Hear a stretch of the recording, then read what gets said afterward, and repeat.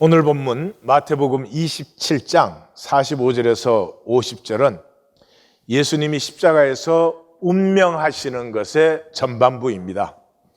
제목을 완전한 승리가 완전한 패배로 보이는 종교, 그렇게 잡았습니다. 이게 힘의 특징입니다. 힘의 사람은 사랑이 무능력으로 보입니다. 사랑이 별로 쓸데없는 것으로 보입니다. 이것이 힘의 사람의 특징이고 힘을 향하는 종교의 특징입니다. 어느 본문이든지 관찰이 중요합니다.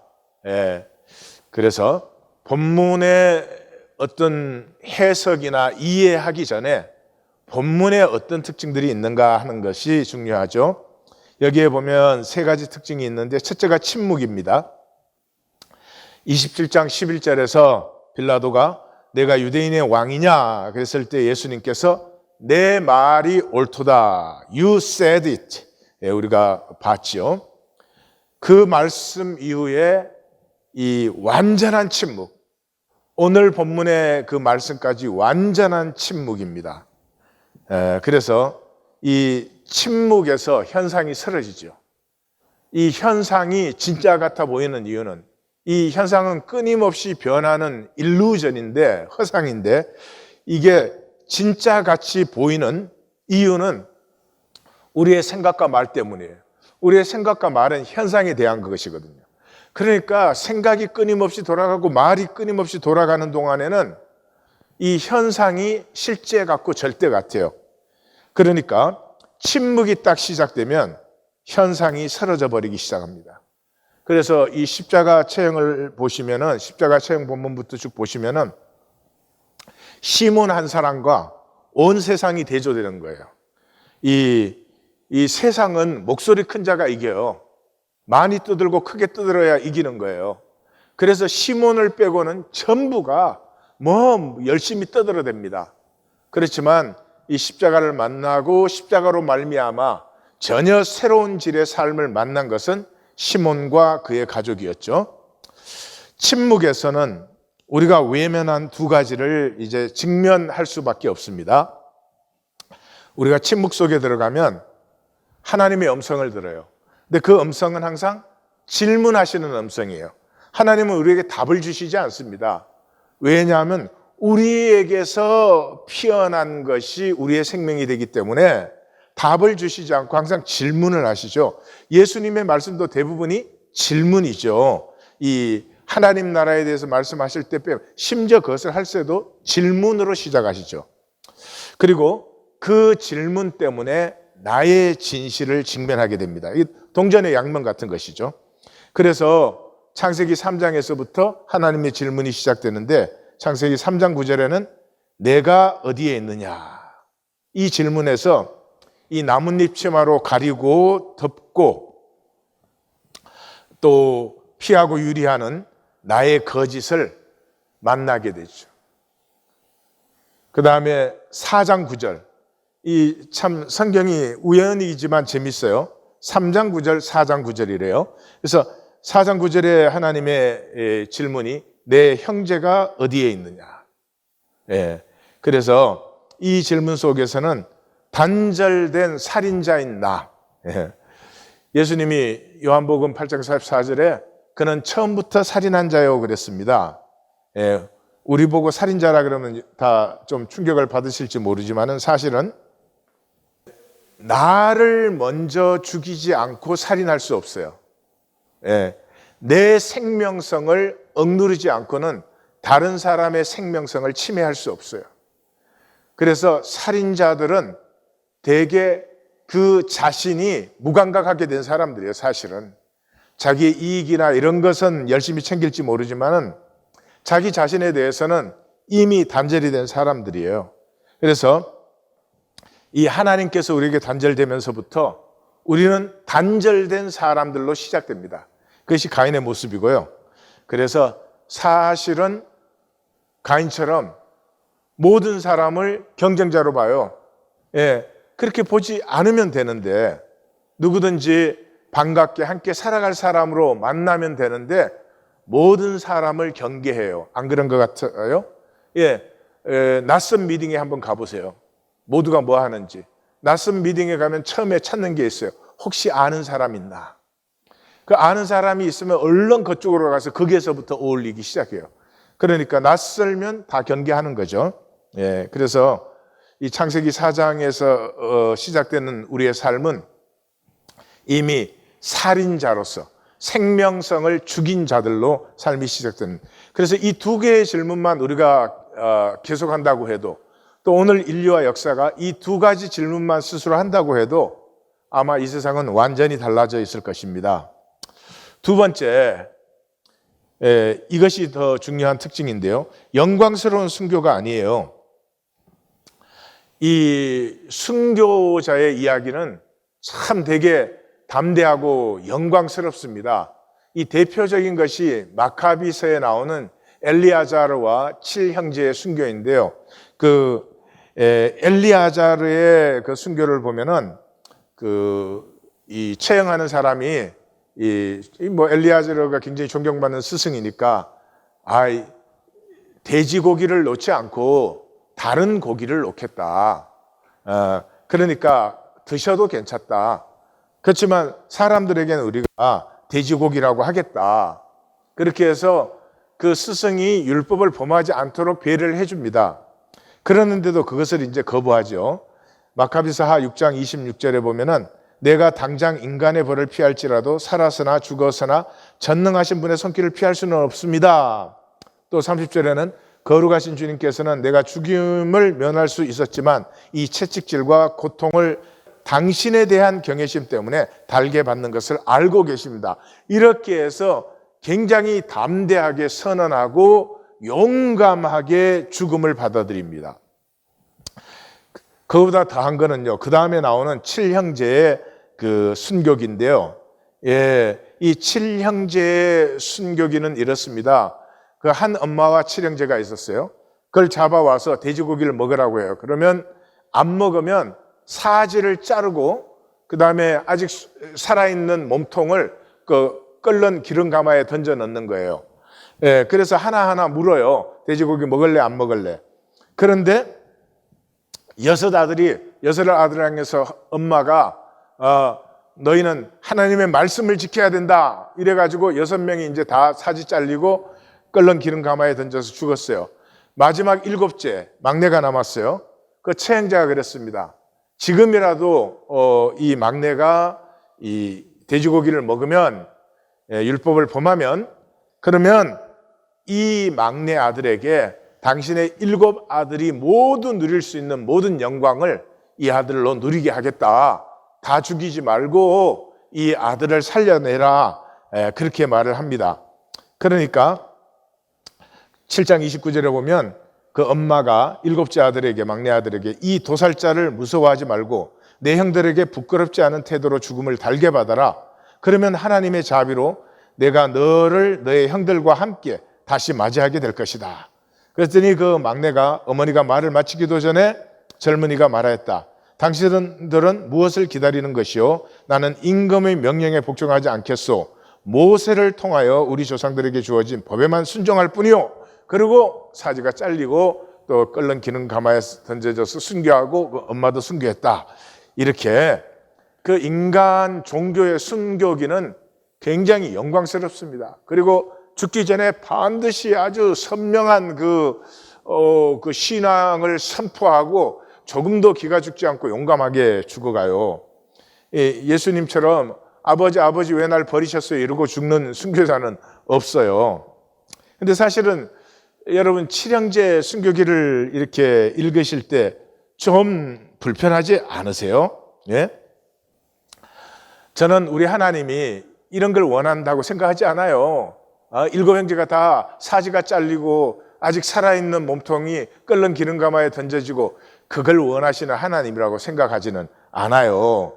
그리고 그것이 신앙이고 하나님이 원하시는 영광이다 그렇게 생각하지도 않아요. 이 종교의 순교기들은 왜 있습니까? 세뇌하기 위해서 있어요. 세뇌하기 위해서. 요즘 종교의 그 테러하는 순교자들은 전부 그 순교하면은 너도 영광을 받고 너희 가족도 영광을 받고 이슬람 쪽은 천국에 가면 신부가 70명이고 이렇게 솔로몬하고 비하면 잽도 안 되는데 그런 거 위해서 이제 순교를 하는 거죠. 그래서 이 종교가 절대화될 때, 종교를 통해서 삶의 모든 것을 결정할 때 얼마나 어리석은 일이 일어나는가. 그게 지금 탈레반이나 아이시스가 보여주는 거죠. 탈레반은 이슬람 율법으로 정치, 경제, 종교, 문화, 교육 이걸 다 장악해 버립니다. 종교가 그걸 다 컨트롤하는 거죠. 그때 신의 뜻이 이루어지는 게 아니고요. 그때 종교가 가장 부패해지고 어리석어지는 것이에요. 우리 기독교도 마찬가지죠. 중세 1100년 동안에 종교가 정치, 경제 모든 것을 장악했을 때를 우리가 Dark Age, 어둠의 시간이라고 부르는 것은 바로 그래서 그래요. 종교는 다른 것을 장악하는 힘의 단체, 힘의 집단, 힘의 사람들이 되어서는 안 돼요. 그럼 뭐예요? 신앙은 말없이 섬길 뿐이에요. 말없이 섬겨요. 그리고 이익이 되든 손해가 되든 그 하나님의 선하심을 따라 그 긍휼을 따라 살아갈 뿐이에요. 종교가 힘을 가지고 장악해 가지고 우리가 옳은 대로 할 때, 지금 미국에 있는 복음주의가 뭐 하는 거죠? 그거 하죠. 낙태 동성애 문제에 힘으로 대법원, 법원, 정치 이런 걸 사로잡아 가지고 그걸로 억지로 사람들을, 하나님 나라는 그렇게 이루어지지 않습니다. 그래서 우리 예수님의 죽음이 이 종교들이 하는 그 영광스러운 순교가 아니다 하는 것이 굉장히 중요한 특징입니다. 그 다음에 세 번째는 우리의 세계관에 전혀 맞지 않아요. 너무나 비참한 마지막이에요. 주님처럼 선하게 사시고 주님처럼 저렇게 희생적으로 사셨는데 어떻게 해서 나의 하나님 어찌하여 나를 버리셨나이까? 저렇게 버림받는다면은 아니 누가 주님의 길을 가겠는가? 주님처럼 하나님을 믿고 따르겠는가? 그렇게 생각이 되죠. 왜 마태는 누가처럼 내 영혼을 아버지 손에 부탁하나이다 이런 결말, 또는 요한처럼 다 이루었다가 아닌 다른 결말을 보여주고 있는 것인가? 그것은 마태 공동체의 가장 심각한 것이 뭐예요? 종교화되는 것이었습니다. 종교를 깨고, 이 종교를 깨기 위해서 하나님이 사용하신 그 사람이 바울이죠.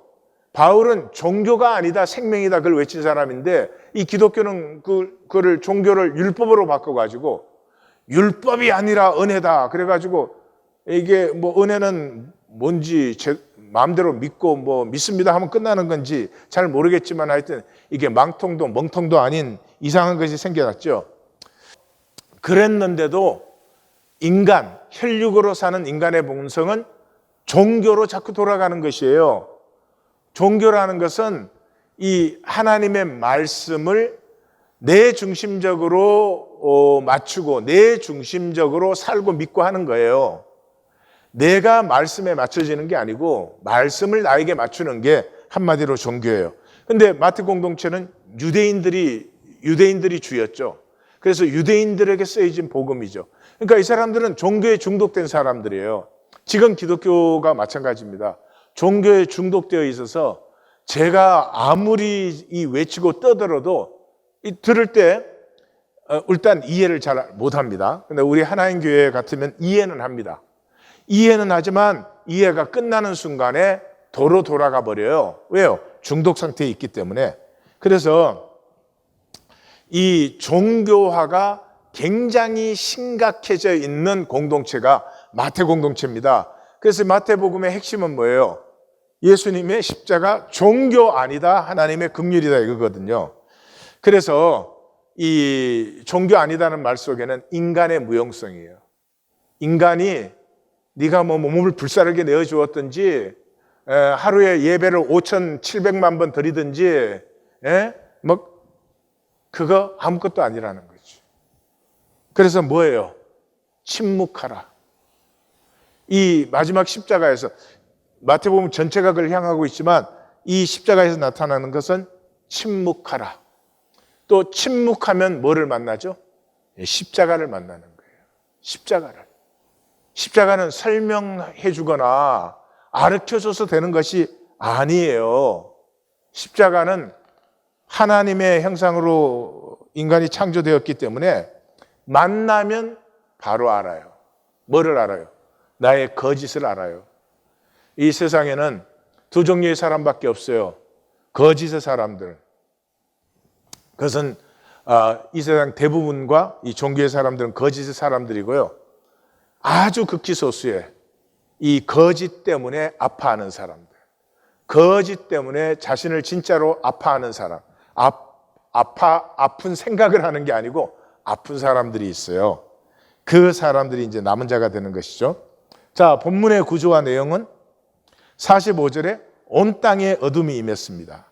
온 땅에 어둠이 임했다고 하는 것은 진리가, 예수님이 유일한 진리인데 지금은 그 진리가 깊어졌습니다. 그러니까 현상에는 진리가 사라진 것처럼 보여요. 현상에는 진리가 없는 거죠. 그래서 현상에는 거짓만 가득해요. 그러니까 어둠이 깊어졌습니다. 진리가 없어진 게 아니고 진리가 굉장히 깊어졌어요. 진리가 깊어졌다는 말은 이제 화산이 뻥 터지면 진리의 빅뱅이 일어나는 것입니다. 그래서 이 진리가 가장 깊어진 상태가 십자가의 죽음이에요. 거기서 뻥 터진 게 부활이에요. 부활로 말미암아 성령의 용암이 막 쏟아져 내리는 거죠. 그래서 십자가로부터는 하나님 나라의 역사가 이제는 번져나가기 시작하는 것이에요. 누룩처럼. 그래서 45절의 시작에 온 땅의 어둠이 짙어졌고요. 그 다음에 마감하는 50절에서는 영혼이 떠나요. 이 세상의 유일한 진리였던 예수님이 운명하시는 시간이 진리가 완전히 뿌리까지 깊어진 시간입니다. 이제 이것은 화산처럼 터지고 용암처럼 이제 분수로 쏟아져 나오기 시작하게 되는 것이죠. 그 가운데 이제 46절은 버림받는 주님이고요. 이 마태복음은 다른 복음서도 마찬가지예요. 마태복음은 예수님이 한 번도 하나님을 하나님으로 부른 적이 없습니다. 항상 아빠, 아버지라고 부릅니다. 아버지라고 부르죠. 그런데 여기서는 나의 하나님이라고 나옵니다. 그러니까 여기서는 이미 아버지와 아들의 관계에서 끊어진 것을 볼 수 있어요. 그래서 버림받으신 주님이고 47절에서 49절은 바로 이 진리가 사라진 상태에 버림받는 그 주님 앞에서 갈팡질팡하는 무리들이 나타나고 있습니다. 46절 제90점에 예수께서 크게 소리질러 이르시되 엘리 엘리 라마 사박다니 나의 하나님 어찌하여 나를 버리셨나이까. 이게는 말이 아닙니다. 말이 아니고 이 영혼의 마지막 영혼이 분출되어져 나오는 거죠. 크게 소리 질러서. 그러니까 이것은 shout 말보다는 그런 것으로 우리가 봐야 되겠죠. 그래서 이 완전히 버림받으신 주님, 먼저 인간에게는 수치를 당하셨죠. 그죠? 인간 세계는 수치당하면 진 거예요. 패배한 거예요. 그런데 벌거벗음을 당하기까지 수치를 당하셨어요. 그러니까 인간 세계에서도 저는 완전히 끊어졌고 아버지에게서도 끊어졌어요. 그래서 나의 아버지가 아니에요. 나의 하나님이시고요. 어찌하여 나를 버리셨나이까. 여기서 중요한 것을 볼 수 있는데 종교는 항상 죽은 척해요. 죽은 척. 계시록 13장 3절을 보면 그 용의 권세를 받은 짐승이 이 상처를 입어서 거의 죽게 되었다가 살아나요. 그러니까 죽었다가 살아나는 게 아니라 죽은 척 했다가 살아나는 거예요. 그런데 신앙은, 하나님의 신앙은 진짜로 죽을 수 있어요. 십자가를 가슴에 받을 수 있어요. 십자가 받으면 우리의 가슴은 깨어져 버리는 것이에요. 그러니까 왜 종교 생활을 해요? 죽는 게 두려워서 그러죠. 그래서 다 죽는 척하지 죽은 사람 보기 참 힘듭니다. 예. 자, 47절에서는 엘리야를 부른다. 이게 종교적 오해죠. 그러니까 엘리야를 알고 있는 거 보면 이 사람은 굉장히 종교적인 사람이에요. 그런데 종교적 지식이 없었더라면 엘리라는 말을 들었을 거예요. 근데 종교적 지식이 있기 때문에 지식이 있는 사람은 항상 그 지식이 들음을 컨트롤 해버리죠. 그래서 엘리로 들리지 아니하고 엘리야라는 이름, 잘 알고 있는 익숙한 이름으로 들린 거예요. 예, 엘리는 히브리어고 이제 아람으로 발음할 때는 엘로이고 그렇습니다. 그래서 그 마가복음과 그 마태복음 동이 하나님을 불렀습니다. 이거 뭐 지식이 없으면 분명히 들을 수 있는 거예요. 그런데 종교적인 지식 때문에 엘리야를 부른다고 들은 것이에요. 여기서 보는 것은 종교의 의식에는, 진정한 의식에는 하나님이 없어요. 하나님이 있으면 여기 하나님으로 들렸을 거예요. 그런데 지식밖에 없거든요. 그러니까 엘리야로 들린 거예요. 그 다음에 이제 신포도주를 마시게 합니다. 이것은 어둠이 임했죠. 거기에 주님의 큰 음성이 터져 나왔죠. 그러니까 이 사람들이 지금 정신이 없는 상태예요. 뭐를 해야 될지 모르는 상태예요. 그러니까 그 고함이 터져 나오시는 그 주님을 보면서 반사적으로 신포도주를 먹여주는 거예요. 이 신포도주는 로마 병사들의 일반적인 음료였다고 합니다. 일반적인 음료라는 말은 목마를 때 먹는 게 아니라 많이 지쳤거나 상처를 입었거나 이럴 때 쓰는 음료라고 합니다. 그러니까 여기 이제 그래서 많은 주석가들은 이 선행을 행했다 그러는데 이 선행이 아니에요. 반사된 선행이에요. 그게 뭐예요? 종교의 선행이에요. 종교의 선행은 진짜로 하나님 형상에서 피어나는 선행이 없어요. 반사적으로 착하게 보이려면은 믿음 있게 보이려면은 그런 거에서 에고의 리액트지 진정한 선에서 나온 게 아니에요. 49절에서는 그래서 어떤 사람들은 또 가만두라, 엘리야가 와서 구원하나 보자 그랬어요. 이 강팍한 불신이죠. 정말 이 어둠이 짙어졌고 주님의 생명의 마지막 표호가 터져 나오는 걸 듣고 나서도 이렇게 강팍할 수 있다는 건 이거 보통 강팍한 게 아니에요. 그런데 이 세 가지가 종교의 3대 특징이에요. 예. 종교적 지식, 반사된 선행, 강팍한 불신. 주여 주여 하지만 주님 안 믿어요. 예, 돈 믿지요. 이게 종교의 3대 특징이에요. 자, 정리를 해보면 종교는 하나님의 역사가 항상 패배로 보여요. 다시 말해서 봄이 없어요. 보이지가 않아요. 현상뿐이지 섭리가 보이지 않으니까 현상으로 보면 이건 완전한 패배도 이런 패배가 없죠. 완전히 버림을 당했으니까. 근데 십자가에서만 그런 게 아니에요. 예, 타락에서부터. 그런 질문하는 사람도 있잖아요. 하나님이 다 아시는데 왜 죄 짓도록 내버려 뒀느냐. 이게 초등학교 1, 2학년이 할 질문이지. 예, 근데 종교인들은 그런 질문 많이 해요. 그 다음에 가인의 역사도 마찬가지죠. 또 홍수도 마찬가지예요. 아니, 99.9%가 타락했어요. 그러면 싹 없애버리고 그냥 새로 시작하는 게 훨씬 낫잖아요. 그런데 그 0.01%의 가능을 붙들고 다시 시작해요. 그리고 홍수의 결론이 뭐예요? 사람이 안 바뀌었어요. 하나님이 바뀌셨어요. 창세기 8장 21절 홍수 끝나고 나서 사람의 마음이 계획하는 바가 어려서부터 악함이라. 그러니 다시는 멸하지 않겠다. 저들의 본성이 악해가지고 악을 행하는데 그걸 내가 멸한다고 뭐가 되느냐. 다시는 멸하지 않겠다. 이 말씀의 뜻이 느껴지세요? 십자가 얘기하고 있어요. 저들을 위하여 내가 죽겠다. 홍수의 결론은 하나님이 바뀌신 거예요. 예. 저들의 죄성 때문에 저들을 바뀌라고 하는 것이 아니라 저들을 내 품에 안고 내가 죽겠다 하는 것이죠. 이런 게 안 보이면 다 패배로 보여요. 광야도 마찬가지잖아요. 대부분은 불평했잖아요. 예? 그 애굽에 그 편한 자리 좋은 먹을 것 두고 이게 웬 고생이냐. 뭐가 안 보여요? 광야에는 하나님이 임재하시거든요. 하나님이 불기둥과 구름기둥으로 임재하는데 그게 안 보이는 거예요. 포로도 마찬가지죠. 하나님께서 자기의 뜻을 이루시기 위해서 성전은 파괴되고 나라는 망하고 백성들은 흩어졌는데 그거 다 패배로 보이는 거죠. 그 다음에 귀한 자들이 돌아왔는데 귀한 자들이 돌아와서 뭘 바랬어요? 이제는 자기들이 제국이 되는 줄 알았어요.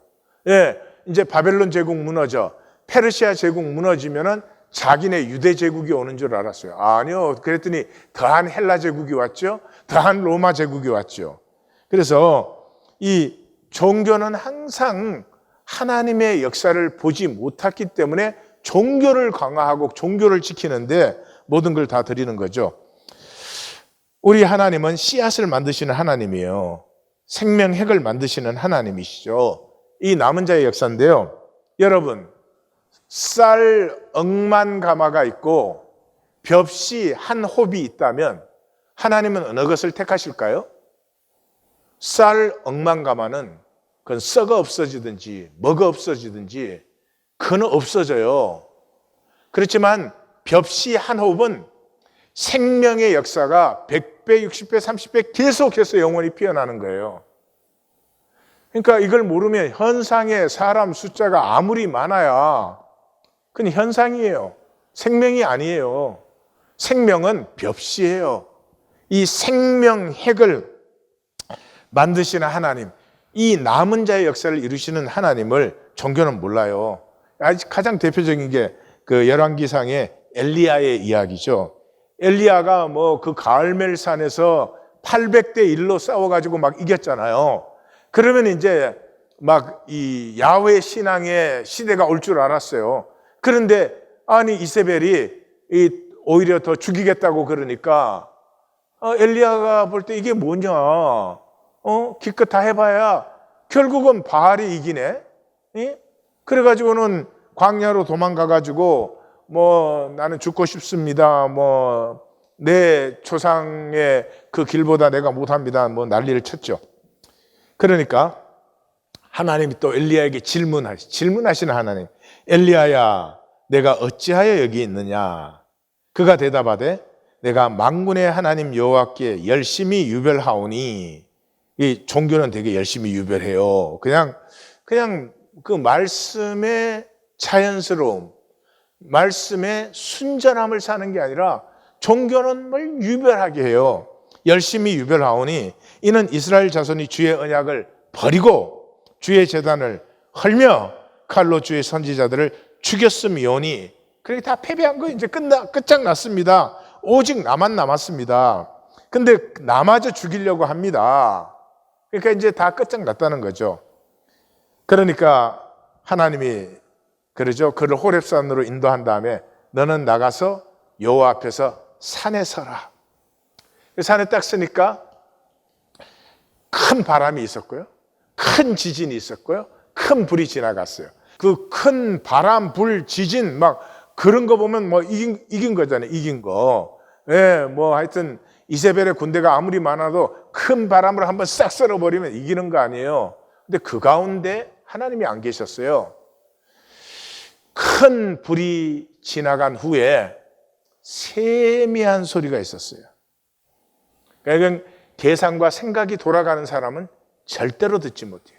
세미한 음성이니까요. 자기 계산과 생각이 잦아져야 돼요. 그 세미한 음성 속에서 아람은 하사엘을 왕으로 세우고 이스라엘은 예후를 왕으로 세우고 이 유다에는 이스라엘의 선지자는 엘리사로 세워라. 왜? 바알에게 무릎 꿇지 않은 7,000명을 내가 남겨두었다. 그 당시 인구가 굉장할 때잖아요. 이미 솔로몬 시대를 지났을 때. 그러니까 7,000명이 뭐 아무것도 아니죠. 그러나 하나님이 두신 이 7,000명은 생명 있는 한홉이에요. 생명 있는 한홉. 저는 하나님 교회를 개척하면서 하나님께 이 기도 때문에 하나님 교회를 개척했죠. 이 시대에 남은 자들이 되었으면, 이 시대에 하나님이 남겨두신 사람들이 되었으면, 이 종교인들 몇 억만 명 모여도 소용없어요. 단 껍질이니까요. 거기에는 생명도 진실도 없죠. 그러나 말씀의 씨앗을 품은 한 사람은 위대합니다. 하나님의 모든 섭리는 십자가를 향해 흘렀어요. 그러니까 십자가까지 계속 줄어들어요. 그러니까 이거 보면 계속 하나님은 늘 패배하는 것밖에 없어요. 그리고 십자가에서 하나님의 진리가 완전히 깊어져서 거기서 다시 터져 나오면서 이제 십자가에서부터 하나님의 나라는 빅뱅이에요. 이렇게 번지는 시대에 있어요. 아마 세계 곳곳에, 저는 항상 그렇게, 내가 이 말씀을 이렇게 묵상하고 내게 이렇게 보이는 것은 이 시대에 그렇게 보는 많은 사람들이 있기 때문에, 영적으로는 연결되어 있어요. 제 혼자서는 절대 그렇게 볼 수가 없어요. 제가 나누는 말씀은 무슨 주석서에 나오는 것도 아니고요, 무슨 학자들의 논문에 나오는 것도 아니에요. 그렇지만 그 모든 것들을 제가 공부하고 참조를 하지만 제가 보는 것은 그것들을 넘어서서 저에겐 뚜렷이 보여요. 그때마다 제 생각은 나 혼자서 이걸 볼 수는 없는 거예요. 무언가 같이 통하는 영이 있는 거죠. 그래서 역사를 살펴보면 하나님의 역사는 항상 실개울이에요, 실개울. 예. 특별히 그 예수님 나타나시기 직전에 세례 요한 그 공동체를 보면은 이 실개울 중에 실개울이에요. 그래서 현상적으로 보면 이 남은 자의 역사는 크지 않습니다. 그러나 본질을 볼 수 있는 사람이라면 이 남은 자의 역사가 어마어마합니다. 왜냐 그러면 벽시 하나가 쌀 억만 가마니보다 더 생명적으로는 크고 중요한 것이니까요. 그래서 이 하나님 나라가 임할 때는, 그때는 우리가 서로 알아보게 될 거예요. 세계 곳곳에서 이 남은 자들이 서로를 알게 될 거예요. 영적으로만 통하던 자들이 현상 속에서 하나 되고 만나는 역사가 있게 될 텐데, 그 시간을 이렇게 소망을 해봅니다. 그래서 하나님의 모든 섭리는 십자가를 향해 흘렀고, 모든 역사는 십자가로부터 피어나기 이제 시작하는 것이죠. 믿음은 이 보물을 만난 자가 다하여 사는 것이에요. 뭐를 다하여서요? 마음을 다하고 성품을 다하고 힘을 다하여 주님의 십자가를 사랑하는 것이 믿음이에요. 예, 이게 하나님의 십자가가 하나님의 빅뱅임이 보여야 돼요. 이 십자가에서 완전히 새로운 질의 생명과 하나님의 권능이 온전히 나타났어요. 그러므로 십자가를 만나는 사람도 삶의 질이 완전히 새로워져요. 물이 포도주로 바뀌듯이. 동시에 그 권세도 능력도 없던 삶 속에 생명의 권세와 능력이 회복되어요. 이게 보여야 자기 십자가를 지고 따르죠. 이 십자가의 생명 빅뱅이 보여야 믿고 따르는 것이, 안 보이는데 어떻게 그걸 배워서 될 일입니까? 가르쳐서 될 일입니까? 그래서 남은 자는 돌이킨 자예요. 이 현상 세계로부터 돌이킨 자예요. 이 현상 세계로 돌이키는 것은 불가능해요. 혈육은 현상이 전부예요. 현상이 절대예요. 말로 생각으로 얼마든지 할 수 있지만 실제에서는 이 현상이 전부예요. 그래서 하나님의 죽음을 만날 때, 하나님의 죽음이 십자가죠. 십자가에 대해서 이해하거나 동의하거나 심지어 십자가를 찬양하는 것, 그게 아니에요. 예. 그리고 십자가는 만나는 거예요. 십자가는 만나면 선택이에요. 만나면 둘 중에 하나 할 수밖에 없어요. 따르든지 피하든지. 예. 종교는 피하려고 만든 게 종교죠. 그래서 하나님의 죽음을 만날 때 나의 에고의 뿌리가 잘려버립니다. 잘려버려서 드디어 하나님의 형상, 내 안에 꾹꾹 눌려져 있고 억눌려져 있던 하나님의 형상, 하나님의 진리가 깊어진 그 역사가 내 안에 만나져서 나의 가장 깊은 곳에서부터 생명의 화산이 분출하는 거죠. 예수님은 생수의 강이 솟아난다 그랬는데, 그래서 그것이 돌이킴인데, 이 돌이키는 자는 저한테 이 설명 듣거나 이걸 배워서 돌이킬 수도 없지만 돌이켜야 아무 소용이 없어요. 이 돌이킴은 오직 사랑으로만 될 때 그것은 진정한 돌이킴이 돼요. 그러면 사랑으로만 가능한데 혈육은 사랑이 없잖아요. 혈육은 사랑이 없으니까 어떻게 해요? 하나님의 죽음을 만나야 되는 거예요. 이건 혈육에서 나올 수가 없는 거예요. 이걸 가장 잘 설명한 것이 갈라디아서 2장 20절이에요. 내가 그리스도와 함께 십자가에 못 박혔나니 그런즉 이제는 내가 사는 것이 아니요 그 나는 에고죠. 오직 내 안에 그리스도께서 사신 것이라. 이제 내가, 이건 에고가 깨어진 다음에 나됨을 사는 것이죠. 육체 가운데 사는 것은, 이 번역이 육체가 아니라 내가 몸으로 사는 것은, 이랬으면 정말 멋진 번역입니다. 왜냐 그러면 신앙은 몸으로 사는 것이에요. 그런데 몸의 반대가 생각입니다. 종교는 왜 종교가 됐느냐? 생각으로 믿으니까요. 생각으로 십자가 따르고 하나님 사랑하니까. 그러니까 내가 이제 내 몸으로 사는 것은, 이랬더라면 정말 더 멋있을 뻔했어요. 나를 사랑하사 나를 위하여 자기 자신을 버리신 하나님의 아들을 믿는 믿음 안에서 사는 것이다. 그래서 믿음은 의식의 산물이 아니에요. 이 분석하고 이해하고 배워서 되는 게 아니에요. 그래서 갈라디아 교회가 종교로 전환되려고 하니까 사도 바울이 갈라디아서를 썼잖아요. 그 시작하자마자 뭐예요? 사람으로 난 것도 아니요, 사람으로 말미암은 것도 아니요, 사람의 뜻을 따라 된 것도 아니요, 사람에게 받은 것도 아니요, 사람에게 배운 게 아니다. 이 믿음은 의식이 아니에요. 종교는 전부 의식으로 배우고 가르쳐서 된 거 아니에요. 믿음은 영의 고백이에요. 내 영의 가장 깊은 곳에 있는. 근데 이 영은 내가 일깨울 수 없어요. 내가 깨달은 것으로 일깨울 수 없어요. 하나님의 죽음, 십자가를 만날 때 내 가슴이 깨어지면서 내 안에 있던 겨자씨보다 작은 이 영과 온 우주에 충만한 성령이 교통되기 시작하면서 솟아나는 이 화산의 폭발이에요. 그래서 자연에는 하나님이 자신의 신성과 능력을 다 주셔서 자연은 다 그 원리대로 돌아가잖아요. 그런데 인간만 하나님의 다스림의 유업자가 되어야 되기 때문에 자원함과 중심의 진실함으로 이것을 받아야 되는 거죠. 그것이 없는 것을 어디서 받아요? 하나님의 죽음에서 받는 것이다. 그래서 하나님이 깨어지신 거예요. 아버지와 아들이 깨어지셨어요. 이 아버지와 아들이 깨어진 것이, 이 깨어짐으로 말미암아 이제는 모든 침노자가 침노할 수 있게 된 거예요. 이게 사랑의 관건으로 완성된 영광이에요. 그러니까 하나님이 사랑 때문에 자기를 빼앗겨 버린 거예요. 말이 이상하지만 하나님이 어떻게 빼앗길 수 있겠어요? 그럼에도 불구하고 사랑의 그 강권 때문에 자기를 빼앗겨서 버려지신 하나님이 되셨어요. 여기에서 힘을 포기한 하나님의 참 승리가 이루어진 것이죠. 이게 사랑의 승리죠. 부모가 자식을 못 이기잖아요. 부모는 자식을 위하여 자기를 빼앗김으로, 그것이 승리가 되듯이 똑같은 거죠.